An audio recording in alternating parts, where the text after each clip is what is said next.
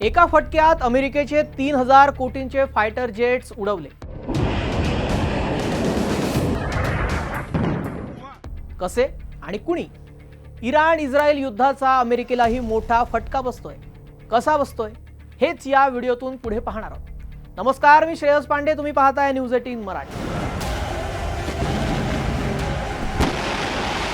Iran Israel या दोघांच्या युद्धात अमेरिकेने उडी घेतली आहे, पण याचा फटका इतर आखाती देशांना भोगावा लागतोय। इराण इतर आखाती देशांवरील अमेरिकेच्या सैन्य तळांना टार्गेट करत सुटलाय आणि त्या देशांवर हल्ले करतोय। या आखाती देशांनी अमेरिकेला आधीच ताकीद दिली होती, आमच्या देशाची भूमी युद्धासाठी वापरू नका, पण अमेरिकेने त्यांची न ऐकता या भूमीचा आणि या देशाच्या एअर स्पेसचा वापर केला आणि इराणवर हल्ले चढवले। त्यानंतर कुवेतच्या हवाई हद्दीमध्ये अमेरिकेची 3 F-15 स्ट्राइक ईगल लढाऊ विमानं ही कोसळली। ही बातमी आपण ऐकली असेलच। अमेरिकन अधिकाऱ्यांनी याला अपेरेंडस फ्रेंडली फायर इन्सिडेंट असं म्हटलंय। म्हणजेच काय तर चुकून मित्र देशाकडून झालेला हल्ला असं त्याचं वर्णन केलं। नेमकं घडलं काय तर प्राथमिक माहिती अशी आहे की ही विमानं संयुक्त लष्करी कारवाई दरम्यान ही फ्लाय करत होती। त्याचवेळी कुवेतकडील एक FA-18 हॉर्नेट लढाऊ विमान किंवा हवाई संरक्षण यंत्रणेने चुकून क्षेपणास्त्र डागली असा संशय आहे। अहवालानुसार अमेरिकन जेट्सच्या दिशेने 3 क्षेपणास्त्र डागण्यात आली आणि त्यानंतर ती विमानं कुवेतच्या हद्दीत कोसळली। अमेरिकेची 3 विमानं। सुदैवाने या 3 विमानातील 6 वैमानिकांनी वेळेत इजेक्ट केलं आणि सर्वांना सुरक्षितरित्या बाहेर काढण्यात आलं। त्यांची प्रकृती स्थिर आहे असं सांगण्यात आलं। बरं, ही घटना इराणशी संबंधित वाढत्या तणावाच्या पार्श्वभूमीवर घडलेली आहे। त्यावेळी परिसरामध्ये इराणकडून ड्रोन आणि क्षेपणास्त्राचे हल्ले सुरू होते, त्यामुळे कुवेतला असं वाटलं की हा आपल्यावर हल्ला आहे।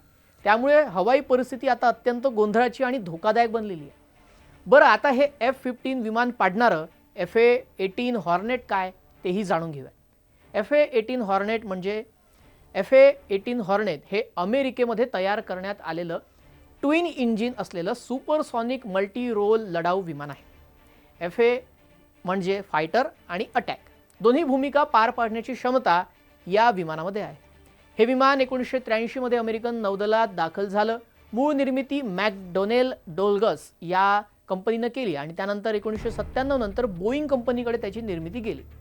बरं, कुवेतसह अनेक अमेरिकन मित्र देशांकडे ही विमान आहेत। या विमानाचा सुधारित प्रकार म्हणजे FA-18 सुपर हॉर्नेट, जो आजही अमेरिकन विमानवाहू नौदलाचा कणा मानला जातो। आता हा हल्ला फ्रेंडली फायर म्हणून झाल्याचं म्हटलं जात आहे।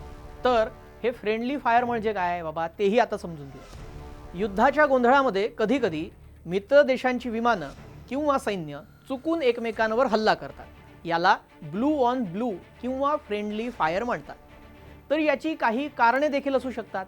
ती काय तर रडारवर चुकीची ओळख, कम्युनिकेशनमधील त्रुटी आणि इलेक्ट्रॉनिक जॅमिंग आणि सोबतच एकाच वेळी अनेक देशांची कारवाई। या प्रकरणातही अशाच प्रकारची गफलत झाल्याचा प्राथमिक अंदाज आहे।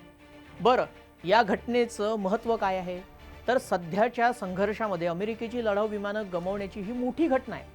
त्यामुळे मित्र देशांमधील समन्वय किती नाजूक असतो याचं हे उदाहरण आहे। आधुनिक युद्धामध्ये तंत्रज्ञान प्रगत असलं तरीही मानवी चुका अजूनही मोठा धोका ठरू शकतात। त्यामुळे उद्या तुमच्या घरावर कुठली मिसाईल पडू नये म्हणजे देव पावला समजा।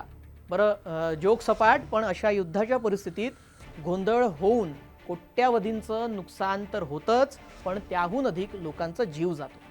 हे आता युद्ध कधी थांबेल हे येता काळच सांगेल, पण ज्या प्रकारे मध्य आशियामध्ये आणि मिडल ईस्टमध्ये युद्ध सुरू झालेलं आहे हे 3ऱ्या महायुद्धाची नांदी असल्याचं बोललं जात आहे आणि त्याचंच हे उदाहरण आहे।